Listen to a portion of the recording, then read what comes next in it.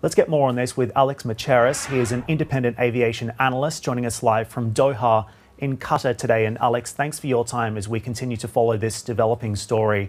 First, do we have any more clarity on what might have caused this plane to plunge from the sky? Of course, an investigation now underway and the search continuing for the plane's black box, which might give us more clues into exactly what's happened here.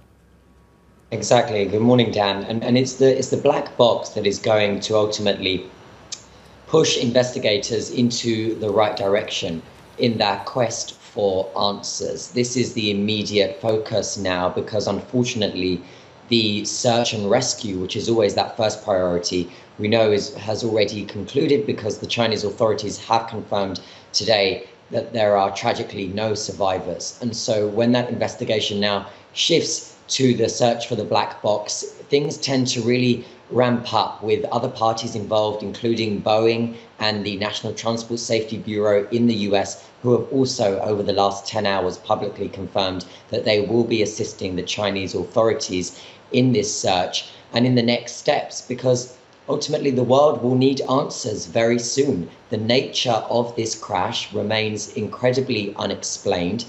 The sheer dynamic of how this aircraft went down is simply unprecedented.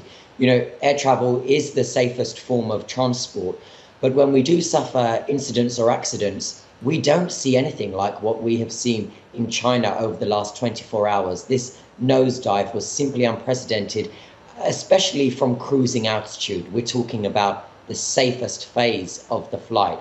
And that's why those answers are going to be needed as soon as possible to determine, you know, what played a role, what was the contributor. And of course, Boeing need to know that because there are 5,000 of this exact Boeing variant in service all over the world. And Alex, as you say, more questions than answers at this point as the investigation continues. But what can you tell us about the safety record of China Eastern and this 737-800NG? A lot has been made of the fact that this was not a MAX aircraft. So, of course, investigators will have to get to the bottom of exactly what's happened inside the cockpit and whether there was perhaps pilot or mechanical error that has played a role in this terrifying plunge that we've seen. Well, you're very sensible to make that differentiation between the 737 that was involved in the incident and, of course, the newer 737 MAX, which has suffered immense reputation damage for itself, but also for Boeing as a company because of those two separate crashes. We're talking about an aircraft that is earlier in generation. So while it's called the Boeing 737 Next Gen, it's still earlier than the 737 MAX. The aircraft involved was a 6-year-old, so a very young 737-800, which has a stellar safety record all over the globe. We are talking about an aircraft that makes up the entire fleet of European low-cost airline Ryanair, an airline aircraft that is in service with American Airlines, Qantas, Fly Dubai, Ethiopian, KLM. It really is dotted all over the globe, used to performing in difficult conditions in remote areas of the earth and so on. And the safety record is really second to none. That's why, again, although we're saying a lot of things are unprecedented these days, it is unprecedented for an aircraft with such an excellent safety record to have been involved in such a catastrophic crash that has taken place in the safest part of the flight. And for Boeing, the unfortunate part now is the hit that the company will take, because for the general public, what many are hearing is that another 737 has been involved in an incident with very little differentiation between the 737 and the 737 MAX. And that's something that Boeing is going to have to address over this coming weeks. And of course, as you say, Alex, Boeing has suffered significant reputational damage as a result of the situation surrounding the MAX. But help me understand the contagion risk here. Is there a chance that other airlines that are using the 737-800NG could actually also move to ground those aircraft as this investigation continues? Absolutely. There is always that chance, especially for nations, specifically those in Southeast Asia, that kind of tend to move on the side of caution compared with the rest of the world when it comes to making these key decisions.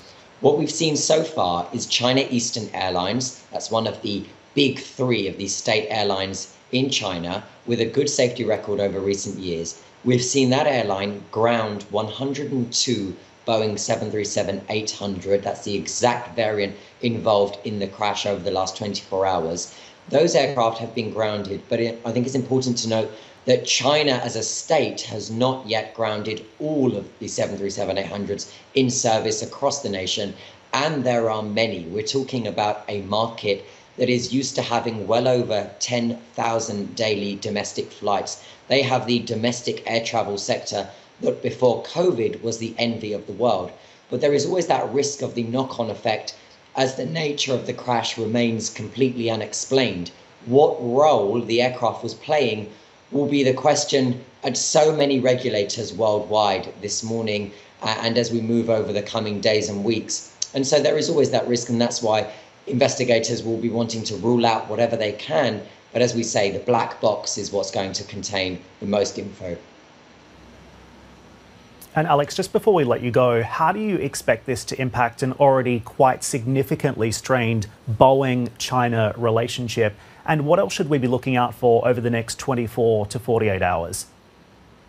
Well, the Boeing-China relationship has been a difficult one over recent years because of the 737 MAX crisis. Just to bring your minds back to that first ever accident of the 737 MAX in Indonesia, and then later followed by Ethiopian Airlines, it was China who were the first in the world to ground the MAX, doing so while Boeing continued to insist the MAX was safe.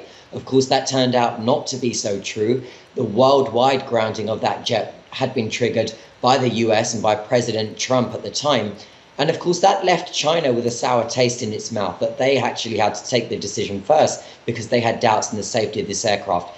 Boeing has been doing its best to try to win back the trust of China ever since, trying to convince the regulators to unground the MAX given the new software updates. But that relationship has been harmed. And you can imagine what this is going to do now. While the Chinese haven't accused Boeing of being responsible for the crash, we know that this is going to unnerve an already very strict and tight regulator in China who's had a bumpy relationship with Boeing over the last couple of years.